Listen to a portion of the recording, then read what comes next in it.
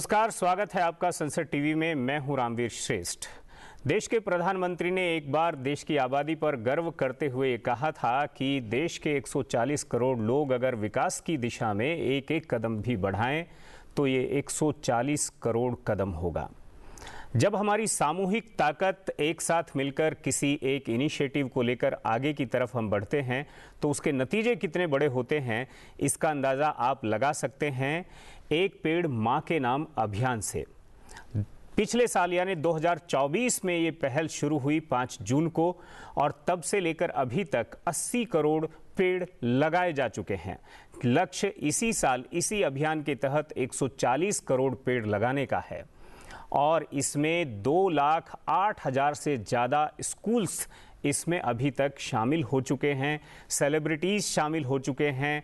लोग पेड़ लगाते हैं, वहीं पर QR कोड लगाते हैं कि उस पेड़ के बारे में आप डिटेल जान सकें, और साथ में अपनी माँ को उसे समर्पित करते हैं। साथ में अपनी एक सेल्फी भी अपलोड करते हैं। मतलब पूरा एक डेटा जो है वो आपको जो डिजिटल डोमेन है उसमें आपको मिल जाता है। तो ये हवा की बातें नहीं हैं, और ये सब इमोशनल, इसके पीछे जो है एक भावना भी जोड़ी गई है। और ये जो आइडिया है और ये किस कदर ये एक तरह से रंग लाया है उसको हम समझ सकते हैं। और अभी आसमां और भी हैं, लक्ष्य अभी और भी हैं पर्यावरण के क्षेत्र में खासकर।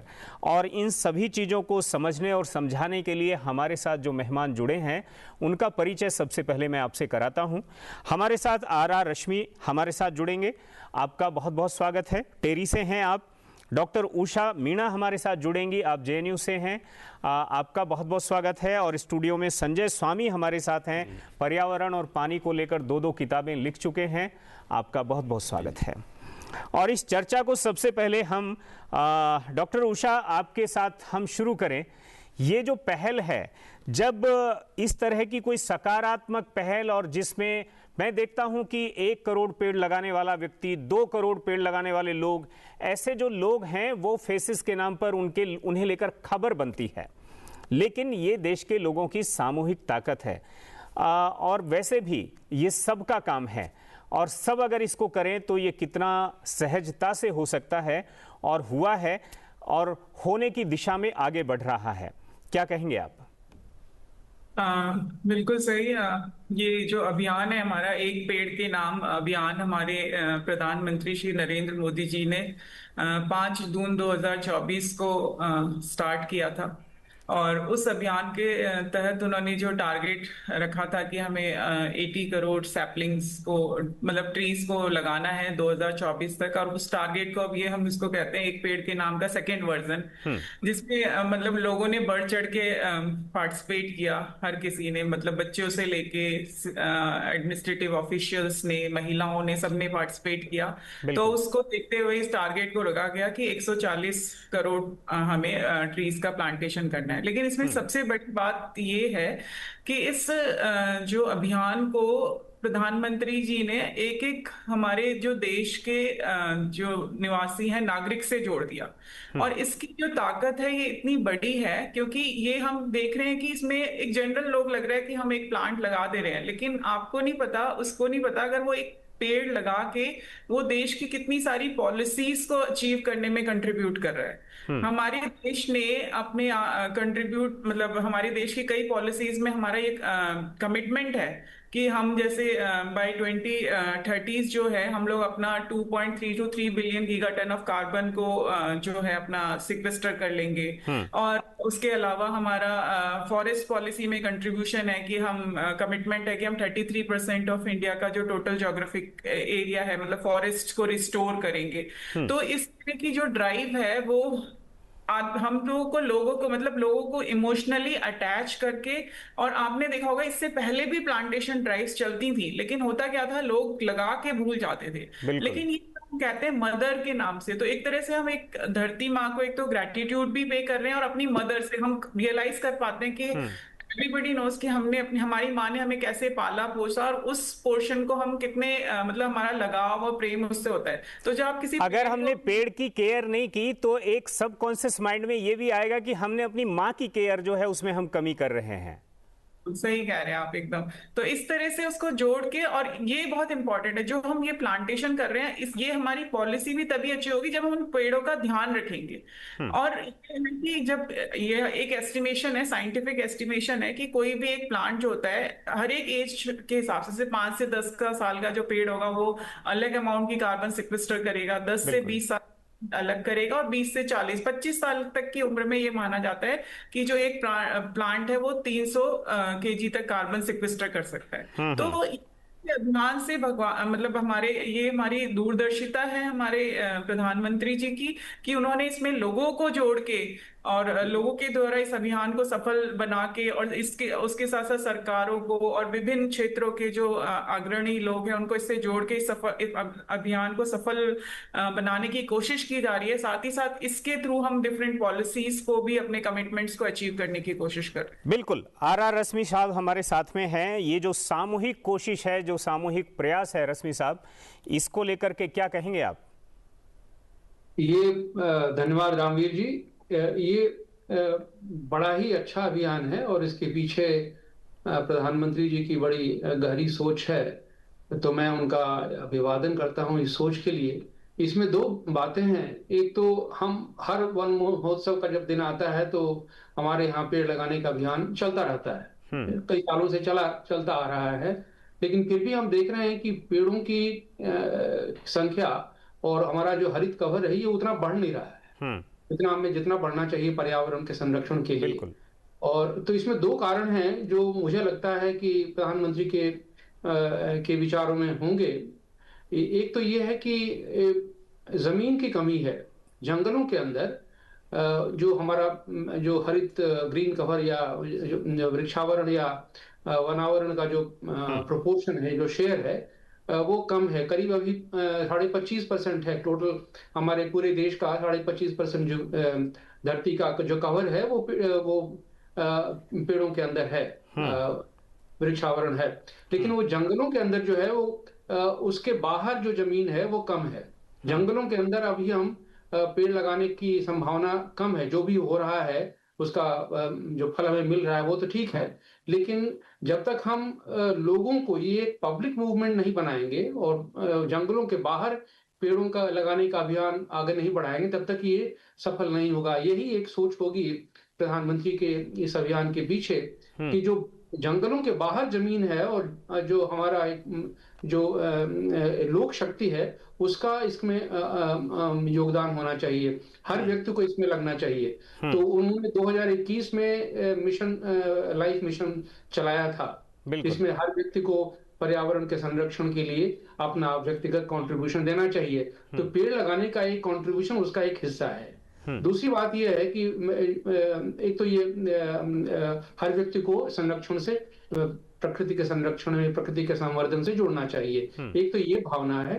और दूसरी एक रियल वास्तविक बात यह है कि जमीन हमारे पास उतनी ही है जितनी खेतों में है और या सड़कों पे है या बंजर जमीन है। उस जमीन पर जो पेड़ लगाए जाते हैं उनका संरक्षण तभी संभव है जब उसमें व्यक्ति का योगदान हो, व्यक्तिगत योगदान हो।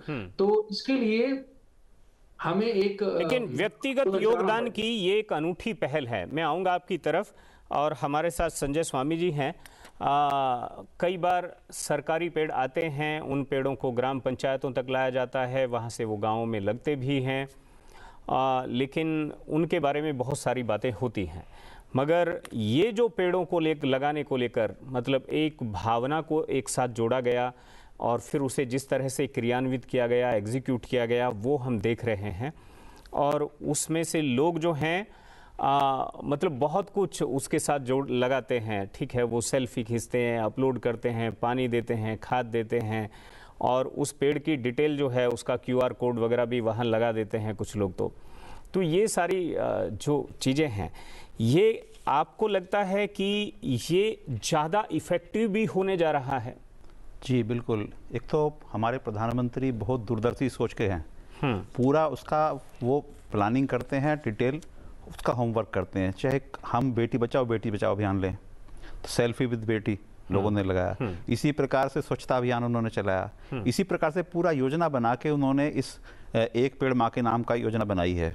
अगर हम पूरे प्रोस्पेक्टिव में देखें तो दुनिया में सर्वाधिक पेड़ कनाडा में हैं, वहाँ औसत देखें तो एक व्यक्ति 9000 पेड़ का आता है। सबसे कम मिस्र में है, वहाँ एक व्यक्ति 1 का औसत आता है। भारत का देखें तो भारत का औसत एक व्यक्ति 33 पेड़ का था। तो ऐसे उन्होंने एक अभियान से ही टारगेट किया कि एक सीधे ही परसेंटेज बढ़ रही है पूरे देश की। 140 का उन्होंने गत वर्ष 5 जून से अभियान शुरू किया, तो जहां तक हम पहुंचे 2 वर्ष में मान लो हम पहुंचेंगे, तो एक ही पेड़ अगर व्यक्ति ने लगाया जीवन में तो कितना बड़ा उसने काम किया। जितनी व्यक्ति की आवश्यकता है उसकी पूर्ति एक पेड़ आराम से कर सकता है। और दूसरे उन्होंने माँ के साथ जोड़ा, तो माँ का जो प्रेम है निस्वार्थ है, केवल जन्म नहीं देती, लालन पालन पोषण भी करती है। इसी प्रकार पेड़ जो है वो निस्वार्थ फलते हैं, छाल देंगे, तना देंगे, पौधे देंगे, पत्तियां देंगे, फूल देंगे, तो निस्वार्थ सेवा करते हैं। शास्त्रों में तो एक पेड़ को 10 पुत्रों के बराबर बताया गया है। तो ऐसे उन्होंने ये अभियान जो छेड़ा है तो लोग इससे जुड़ गए। और जो आजकल आधुनिक युग है, युवा है हमारे, तो सेल्फी का बड़ा क्रेज रहता है लोगों में। तो ऐसे उससे वो एक साथ कई काम कर रहे हैं। जो आपने कहा कि 2 लाख से अधिक स्कूल जुड़े हैं। बच्चे को हम अगर रटाएंगे, किताब में दिखाएंगे कि ये पेड़ नीम का है, इसकी पत्ती है, इसकी निबोली है, अगर बच्चा खुद उसको देख के समझ रहा है, उसको पानी दे रहा है, खाद दे रहा है, तो वो उसके बारे में ज्ञान प्राप्त कर रहा है सीधे सीधे। भविष्य में उसको आयुर्वेद का भी ज्ञान उससे हो जाएगा। बिल्कुल बिल्कुल। यहाँ पर डॉक्टर उषा भी हमारे साथ में हैं। डॉक्टर उषा, जो एक बात और है जो हम समझ पाते हैं कि जैसे रश्मि साहब ने भी ये बात कही थी कि हमारे पास जंगल जो हैं वो तो सैचुरेटेड हो गए हैं, वहाँ पर और कितने पेड़ लगाएंगे। जंगल का ये भी एक नेचर होती है कि जंगल में पेड़ ऑटोमेटिकली जो है नेचुरल तरीके से भी उगते रहते हैं, क्योंकि बहुत सारा सीड वहाँ पर गिरता रहता है, उगता रहता है। लेकिन हमारा जो बाकी जो एरिया है, उस एरिया में अभी भी पहले बहुत अच्छा राजा वो माना जाता था जिसने सड़कों के किनारे फलदार पेड़ लगाए हों, लेकिन अभी जो है बहुत कुछ सेगमेंट बचा हुआ है। छोटी सड़कें बची हुई हैं, स्टेट हाईवे बचे हुए हैं, गांव के रास्ते बचे हुए हैं, और इन सब पर बहुत कुछ संभावना अभी बाकी है। मैं बहुत सारे गांवों में जाता हूं तो मैंने नहीं देखा कि इतनी अवेयरनेस किसी के अंदर हो कि जो गांव में खेतों की तरफ जाने वाले रास्ते हैं, दोनों रास्तों के दोनों तरफ पेड़ लगे हुए हों। ठीक, ऐसा कहीं नहीं है। तो ये अभी भी ये जो बहुत बड़ा सेगमेंट है जो छूटा हुआ है, इस सेगमेंट को पकड़ना और उसको इफेक्टिवली एग्जीक्यूट करना, ये कितना और कैसे संभव है?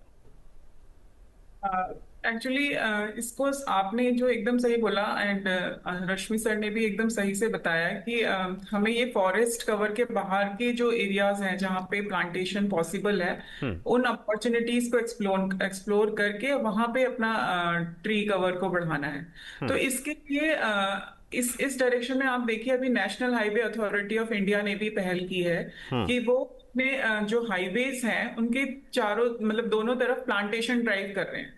तो इस तरह से मतलब, और वो प्लांटेशन ड्राइव में ट्री प्लांट्स भी जो हैं वो भी आइडेंटिफाइड है कि वो उस रीजन के नेटिव प्लांट्स ही रहेंगे, और इट विल बी मतलब कॉम्बिनेशन होगा कि वो ग्रीनरी तो प्रोवाइड कर ही रहे हैं और वहाँ के उसकी फ्रूट ट्रीज भी होंगे, उसमें कॉम्बिनेशन है। बिल्कुल। तो इस तरह से जब हमारा हाईवे पे इस तरह का होगा कि दोनों तरफ ग्रीनरी होगी, तो इसके मल्टीपल इफेक्ट्स तो होते ही हैं एनवायरनमेंट के पर्सपेक्टिव से, कि वहाँ का जो एयर क्वालिटी जो होगा, जो एयर पॉल्यूशन रोड से जो होगा, रोड के साइड वाले एरियाज में जाने से रुकता है, एक बैरियर की तरह, ग्रीन बेल्ट की तरह काम करता है। तो इस तरह से एक तो नेशनल हाईवे अथॉरिटी, उसी तरह से जो आपने बोला कि विलेजेस में भी, आजकल आप विलेजेस में भी जाओ तो पहले के विलेजेस में हम लोग देखते थे कि मतलब बहुत सारे पेड़ पौधे होते थे, ग्रीन एरियाज होते थे, लेकिन देखोगे तो अभी आपको विलेजेस में आपको एक तो वेस्ट का डंप यार्ड दिख जाएगा जो पहले कहीं नहीं दिखता था, और जो आपके वहाँ जो पॉन्ड्स हैं उनके वो भी आपको देखेंगे कि उसके ऊपर भी इंक्रोचमेंट हो रहा है। लेकिन पहले पॉन्ड्स के चारों तरफ भी जो था आपके रहते थे। तो अब विलेज लेवल्स पे भी इस अभियान के दौरान मतलब जब हम स्कूल के बच्चों को इनरोल कर रहे हैं और टीचिंग कम्युनिटी को उसमें पार्टिसिपेट करने के लिए बोल रहे हैं, तो अब लोग ऐसी ऐसी साइट्स ढूंढ रहे हैं जहां पे कि मास प्लांटेशन किया जा सके। तो जनरली वो मास प्लांटेशन मतलब जब हजारों लोग करके प्लांटेशन करेंगे तो वो उस तरह की साइट ढूंढी जाती है कि जो वेस्ट पड़ी हो, तो उससे मल्टीपल चीजों का रिजोल्यूशन होता है। एक तो पे हम ऐसे प्लांटेशन और साथ ही उसमें ये कि हर एक बच्चा अपनी मदर के नाम से वो पेड़ लगाएगा, तो उसका एक इमोशनल अटैचमेंट तो होता ही है कि उसको उसको टेक केयर भी करना है। तो इससे आप देखिए कि उन एरियाज पे कि जो कि हम कहेंगे वेस्टलैंड था, वेस्टलैंड पे भी आपका ये लैंड रिस्टोरेशन एक्टिविटी एक तरह से होगी और वहां पे प्लांटेशन ड्राइव हो रही है। नेशनल हाईवे अथॉरिटी इसमें पार्टिसिपेट कर रही है। मनरेगा स्कीम में यूपी गवर्नमेंट जो है उसने अपना कमिटमेंट दिया है, लेकिन वो they will be doing through MNREGA scheme के थ्रू वो लोग प्लांटेशन ड्राइव करेंगे।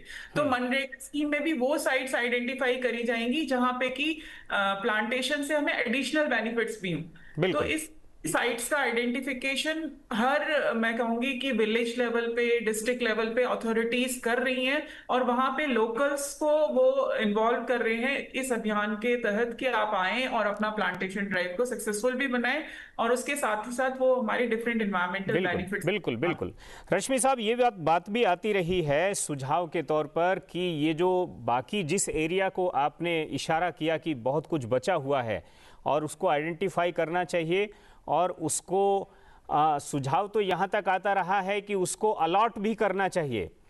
मतलब ऐसे लोग जिनको पेड़ लगाने में रुचि है, ठीक है, एक आदमी ने 10 पेड़ के लिए उसको एरिया दिया, अगले आदमी को भी 10 पेड़ के लिए एरिया दिया, और जब जैसा कि डॉक्टर उषा बोल रही थी कि एक पेड़ जब 25 साल का हो जाएगा तो वो 300 किलो कार्बन रोजाना अवशोषित करेगा।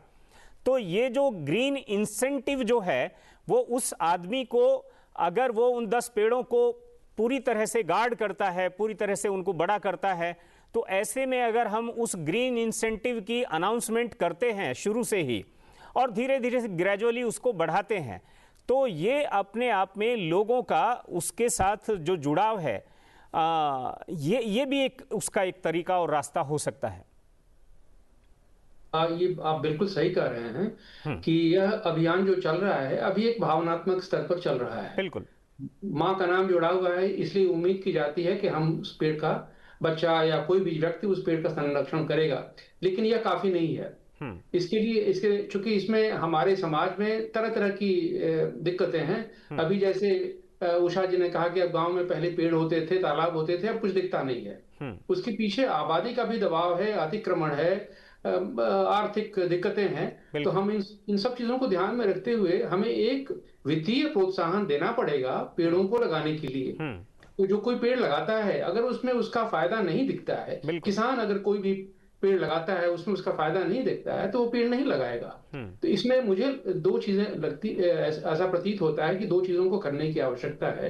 एक तो जैसा आपने इशारा किया कि पेड़ों में जो कार्बन जो सिक्वेस्टर हो रहा है उसके लिए उसका प्रतिफल, वित्तीय प्रतिफल उस व्यक्ति को मिलना चाहिए। इसके लिए एक व्यवस्था बननी चाहिए। एक ग्रीन क्रेडिट स्कीम भारत सरकार ने चला रखी है। अभी वो बिल्कुल ही वॉलंटरी है, यानी बिल्कुल ही स्वैच्छिक है। उसमें कोई भी मैंडेट नहीं है और जितने पब्लिक सेक्टर एंटरप्राइजेज हैं उनको ये प्रावधान दिया गया है कि वो अपना पैसा लगाएं और जो आइडेंटिफाइड जो लैंड है उसके लिए ग्रीन क्रेडिट स्कीम में वहां पैसा लगाएं और पेड़ों को लगाने के लिए प्रोत्साहन दे। तो उनके माध्यम से इसको सपोर्ट किया जा सकता है। एक तो वो संभव है। दूसरा हमें रेगुलेशन में भी छूट देनी पड़ेगी। अभी आप देखिए, अगर कोई भी व्यक्ति 10 से ज्यादा पेड़ लगाता है तो फिर वो पेड़ काट नहीं सकता। एग्रो फॉरेस्ट्री पॉलिसी हमारी है, 2014 से चल रही है। उसमें हम हर मेड़ पर एक पेड़ की एक मूवमेंट चल रहा है। उसमें पैसा लगाते हैं, सरकार से प्रोत्साहन मिलता है। लेकिन वो किसान जो उसकी 5 साल का पेड़, 6 साल का पेड़ जब हो जाएगा तो उसको काटना चाहता है और काट के दोबारा पेड़ लग सकता है। लेकिन इसकी छूट नहीं है, इसकी बंदिश है इस पर। तो कोई भी किसान पेड़ काट नहीं सकता जब तक कि फॉरेस्ट डिपार्टमेंट से परमिशन न मिले या ऑथराइज्ड ऑफिसर से परमिशन न मिले। तो फिर कोई पेड़ क्यों लगाएगा जब उसमें अगर उसका फायदा नहीं दिखता है और इतनी बंदिशें हम लगाएंगे तो फिर वो कोई काम नहीं होगा। इसलिए हमें लगता है कि रेगुलेटरी एक फ्लेक्सिबिलिटी और रेगुलेशन के लेवल पर भी हमें छूट देनी पड़ेगी किसानों को, और दूसरे उन्हें वित्तीय प्रोत्साहन देना होगा। मतलब उस आप कह रहे हैं कि उसे लगाने और काटने दोनों की स्वतंत्रता उसको देनी पड़ेगी, और जब वो उसके लिए लाभकारी होगा तो उसे निश्चित तौर पर लगाएगा भी। बिल्कुल। इस चर्चा को हम थोड़ा सा और आगे बढ़ाएं। जैसे एक बात होती है इमोशनली ड्राइव की गई, और वो बात देश में चली, बहुत अच्छे से चली। एक बात यह है कि जिसको हमने रेगुलेटरी के तौर पर उसको आगे बढ़ाया, एक बात होती है जिसको हमने पॉलिसी के तौर पर आगे बढ़ाया। एक ये भी बात है कि भाई ये जो ग्रीन इंसेंटिव है, अगर किसान जो हैं वो पेड़ लगाते हैं तो वो ग्रीन इंसेंटिव में वो भी कवर हो सकते हैं। और तीसरी बात पॉलिसी के भी पैटर्न पर हो सकता है कि किसान जो खेती करता है, बाकी सब मामलों में आप उसको कुछ फ्रीडम दे सकते हैं। वैसे तो यहाँ तक माना जाता है कि एसओपी होनी चाहिए। विनोबा भावे तो यहाँ तक कहते थे कि हर किसान को दूध, दाल और फल और सब्जियाँ, अनाज, तेल, तिलहन ये सब अपने खेत पर करना चाहिए, कोई भी एक चीज़ ताकि उसको बाजार से ना लानी पड़े। ऐसे में फल मतलब पेड़ पौधे जो हैं वो भी उस एसओपी का हिस्सा हों, और 20% हिस्से में अगर हर किसान अपने यहाँ पर पेड़ लगाता है तो कितना बड़ा कवरेज हो सकता है, ग्रीन कवरेज हो सकता है। ये एक बात है। इसमें मैं आपको उदाहरण देता हूँ, हरियाणा का उदाहरण है हमारे सामने, दिल्ली के बिल्कुल निकट है। अखबारों में विज्ञापन देते हैं वो, और वो पेंशन देते हैं पेड़ की। जिस किसान के घर में आंगन में पेड़ है, किसी के भी घर में, तो वो उसकी आयु के अनुसार पेंशन देते हैं। 3,000 रुपये शुरू करते हैं। 50 साल पुराना पेड़ है, 60 साल पुराना पेड़ है, 70 साल पुराना पेड़ है, तो उसकी पेंशन उसके अनुसार बढ़ाते हैं और अखबारों में विज्ञापन देते हैं बाकायदा। हरियाणा अपने आप में इस चीज़ का उदाहरण है, जबकि भारत में हरियाणा ऐसा राज्य है जिसमें वन क्षेत्र 0% है, बहुत कम है, मतलब मामूली है। तो ये अच्छा इनिशिएटिव वर्तमान सरकार ने लिया हो, पहले ने लिया हो, पर एक अच्छा इनिशिएटिव ये हरियाणा के अंदर है। और ऐसा है? हाँ, अखबारों में विज्ञापन इसका आया और 2-2 बार इसका विज्ञापन आया है। तो ये हरियाणा के अंदर पॉलिसी मैंने देखी है। दूसरे, हमने एक प्रयास किया, चौधरी बंसीलाल विश्वविद्यालय हरियाणा के अंदर ही है। एक बार वहाँ के कुलपति ने हम लोगों को बुलाया तो वहाँ पौधारोपण कराया। तो हमने उनसे एक आग्रह किया कि जो बच्चे आपके यहाँ फर्स्ट ईयर में एडमिशन ले रहे हैं, बीए करें, बीकॉम करें, एमए में एडमिशन ले, 3 साल पढ़ेंगे या 5 साल पढ़ेंगे, आप उनके माध्यम से पौधा लगवाओ, साथ में शिक्षक भी हों, और उस बच्चे को क्रेडिट दो, चाहे 2 पॉइंट्स दो, चाहे 4 पॉइंट्स दो। तो ऐसा उन्होंने शुरू किया तो उनका क्षेत्र काफी हरित हो गया 7-8 साल के अंदर। ऐसे हमने एक प्रयास किया झाबुआ के अंदर। झाबुआ ट्राइबल इलाका है, वहां एक पहाड़ी थी, हाथी पावा करके पहाड़ी थी, बिल्कुल बंजर पहाड़ी, एक उस पे झाड़ी भी नहीं थी। तो ऐसा लगा भी ये सीन कैसा है। तो हमने वहां 2-3 विद्यालयों से मिले, डीएम से मिले, वहां और अधिकारियों से मिले कि इस पर पौधारोपण करा जाए। तो ड्रिल मशीन किराए पे ली, गड्ढे किए, वहां पौधे लगाए बच्चों से मिलकर, उसमें मिट्टी डाली ले जाकर। आज वहां 25,000 पौधे हैं 10 साल के अंदर अंदर। इतना बड़ा वो पिकनिक स्पॉट बन गया है। एक आखिरी सवाल मैं रश्मि साहब से और लेना चाहता था। रश्मि साहब, जो अभी गोस्वामी जी ने कहा कि हरियाणा एक ऐसा राज्य है जहां एक पेड़ पर 3,000 की पेंशन मिलती है, मुझे खुद जानकर थोड़ा सा हैरानी है। अगर वहां एक आदमी ने 20 पेड़ लगा रखे होंगे तो इसका मतलब 60,000 रुपया उसको मिल रहे होंगे। आपकी क्या जानकारी है, या आप इसे अगर ऐसा है तो? नहीं रामवीर जी, ये मेरे लिए भी बड़ी ही सुखद सूचना है। मुझे इसके बारे में जानकारी नहीं थी। हाँ। कई राज्यों में पेड़ लगाने का प्रयास चल रहा है, और उसके लिए सीडलिंग्स वगैरह देने में, सैपलिंग्स देने में सरकार समर्थन करती है। यहाँ तक तो होता है, सीडलिंग देते हैं, सैपलिंग देते हैं, अच्छे बड़े पेड़ भी देते हैं लगाने के लिए, लेकिन हर पेड़ को पेंशन दी जा रही है। वो कह रहे हैं कि जैसे पेड़ बड़ा हो जा रहा है तो 3,000 रुपया प्रति पेड़ के हिसाब से पेंशन जा रही है। ये बहुत अच्छी शुरुआत है, बहुत ही अच्छा अभियान है, लेकिन जरूरत है इस बात को भी इंश्योर करने की कि जो पेड़ लगते हैं वो पेड़ बचते हैं कि नहीं। और ये भी सवाल है कि फिर हरियाणा वासियों को इसकी कितनी जानकारी है, अगर ऐसा है तो। लेकिन ये बहुत ही सुखद है जी, बहुत सुखद है। और इस तरह का, अगर हरियाणा सरकार ने इस तरह का अभियान इनिशिएटिव लिया है तो ये इनिशिएटिव बहुत ही रेप्लिकेबल है, बड़ा ही इसको नेशनल लेवल पर इसको रेप्लिकेट करना चाहिए। बिल्कुल। लेकिन इसमें एक पब्लिक मूवमेंट तभी बनेगा जब हम ये इंश्योर करें कि जो भी सैपलिंग लग रहे हैं उनकी सुरक्षा हो। बच्चा लगा रहा है, अपनी फोटो लगा रहा है, लेकिन वो पेड़ जिंदा रहता है कि नहीं, इसकी जिम्मेदारी डॉक्टर उषा, फाइनली मुझे भी खुद जान करके थोड़ी सी हैरानी है, थोड़ा सा दिलचस्पी है। अगर हरियाणा में ऐसा है तो 20 पेड़ जाकर मैं भी उधर लगा करके उधर उसकी सुरक्षा और गार्ड करना चाहूंगा। ठीक है, और ऐसे देश के बहुत सारे लोग हो सकते हैं। एक बार आखिर में आप कुछ कहना चाहें इस विषय पर?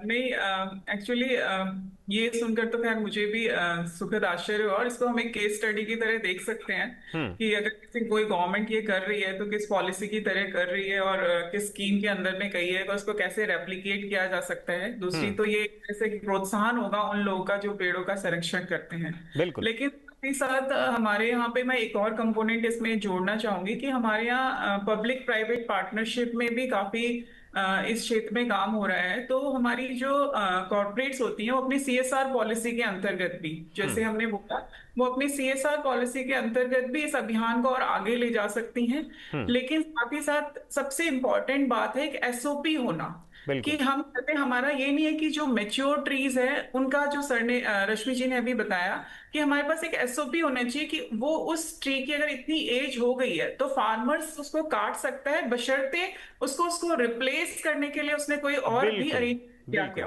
तो ये भी लाना एक बहुत और वैसे किसान रिप्लेस करता ही है डॉक्टर साहब। अगर वो उसने पुराना पेड़ काटा है तो फिर वो उसकी जगह नया पेड़ लगाता है, अगर और लगाएगा, अगर उसको उस तरह की फ्रीडम होगी तो शायद। बहुत बहुत शुक्रिया आपका, आपने हिस्सा लिया इनसाइट में। रश्मि साहब आपका बहुत बहुत शुक्रिया, और हमारे साथ स्वामी जी जुड़े, आपका बहुत बहुत शुक्रिया। और आपने जो एक दिलचस्प बात बताई हरियाणा सरकार को लेकर, हरियाणा राज्य को लेकर, कि एक पेड़ जैसे ही लगाया जाता है तो उसको इंसेंटिव देना जो है वो किसान को शुरू किया जाता है, और उसकी जो एक मैच्योर एज है उस एज के बाद जो है 3,000 रुपया प्रति पेड़ के हिसाब से हर पेड़ को पेंशन दी जाती है, जो उस किसान को या उस व्यक्ति को मिलती है जिसके यहाँ पर वो पेड़ लगा हुआ है, भले ही वो आपके घर में क्यों ना लगा हुआ हो। तो ये बात अगर हरियाणा में है तो हरियाणा के लोगों को इसे जानना चाहिए, देखना चाहिए, समझना चाहिए और परखना चाहिए, और इस दिशा में आगे भी बढ़ना चाहिए। तो फिलहाल इनसाइट में मुझे इजाज़त दीजिए, फिर मिलेंगे, नमस्कार।